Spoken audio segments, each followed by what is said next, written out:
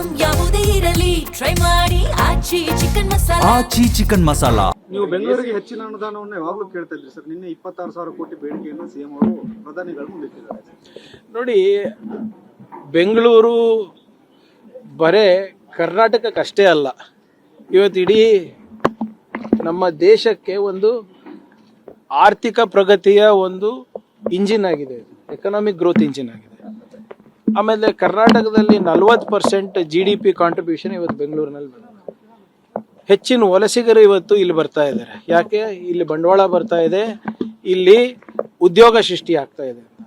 So ಸಹಜವಾಗಿ ಇಷ್ಟೊಂದು ಜನರು ಇವತ್ತು ಬೆಂಗಳೂರಲ್ಲಿ ವಾಸ ಮಾಡಲಿಕ್ಕೆ ಇವತ್ತು ಉದ್ಯೋಗ ಅವಕಾಶವನ್ನು ಹುಡ್ಕೊಂಡು ಬಂದಾಗ ನಮಗೆ ಹೆಚ್ಚಿನ ಅನುದಾನ ಕೇಂದ್ರದಿಂದ ಬರಬೇಕಾಗ್ತದೆ. ಕಾರಣ ಇಷ್ಟೇ, ಯಾಕಂದರೆ ನಾವು IT ಇರ್ಬೋದು, GST ಇರ್ಬೋದು, IT ಎಕ್ಸ್ಪೋರ್ಟ್ಸ್ ಇರ್ಬೋದು, ಸಾಕಷ್ಟು ಕೊಡ್ತಾ ಇದ್ದೀವಿ. ಈಗ ಉದಾಹರಣೆಗೆ ನಮ್ಮದು IT ಎಕ್ಸ್ಪೋರ್ಟ್ಸು ಈ ಕಳೆದ ವರ್ಷ ಸುಮಾರು 6.5 ಲಕ್ಷ ಕೋಟಿ ರೂಪಾಯಿ. ₹1 ನಮ್ಗೆ ಬರ್ತಾ ಇಲ್ಲ. ಎಲ್ಲನೂ ನಮಗೆ ಕೊಡಬೇಕು ಅಂತ ಇಲ್ಲ, ನಮ್ಮ ಒಕ್ಕೂಟ ವ್ಯವಸ್ಥೆಯಲ್ಲಿ ಬೇರೆಯವ್ರ ಹತ್ರ ಹಂಚ್ಕೋತೀವಿ, ಇಲ್ಲ ನಾವು ಅದು ಬೇಡ ಅಂತ. ಆದರೆ ನಮಗೆ ಇನ್ನೂ ಹೆಚ್ಚು ಕೊಟ್ಟರೆ ಮಾಸ್ ಟ್ರಾನ್ಸಿಟ್ ಸಿಸ್ಟಮ್ ಇರ್ಬೋದು, ಮತ್ತು ಅರ್ಬನ್ ಹೌಸಿಂಗ್ ಇರ್ಬೋದು, ರಸ್ತೆಗಳಿರ್ಬೋದು, ಇವೆಲ್ಲನೂ ಕೂಡ ಸುಧಾರಣೆ ಮಾಡಲಿಕ್ಕೆ ಅವಕಾಶ ಸಿಗುತ್ತೆ. ಇದೆಲ್ಲ ಸುಧಾರಣೆ ಮಾಡಿದ್ರೆ ಬಂಡವಾಳನೂ ಹೆಚ್ಚುತ್ತೆ, ಉದ್ಯೋಗ ಅವಕಾಶನೂ ಹೆಚ್ಚುತ್ತೆ. ಸೊ ಆ ನಿಟ್ಟಿನಲ್ಲಿ ಇವತ್ತು ಮುಖ್ಯಮಂತ್ರಿಗಳು ಬೆಂಗಳೂರಿಗೆ ಹೆಚ್ಚು ಆದ್ಯತೆಯನ್ನು ಕೊಡಬೇಕು.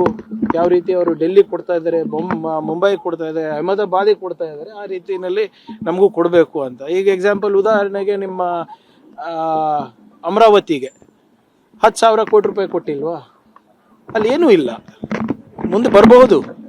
ಆದರೆ ಇಲ್ಲಿ ಆಗಲೇ ಇದೆ ಅವಕಾಶ, ಈಗಳಿದೆ. ಸೊ ಇದನ್ನು ಹೆಚ್ಚಿಸಲಿಕ್ಕೆ ಸಹಾಯ ಮಾಡಿ ಅಂತ ಕೇಳಿಕೊಡ್ರಿ.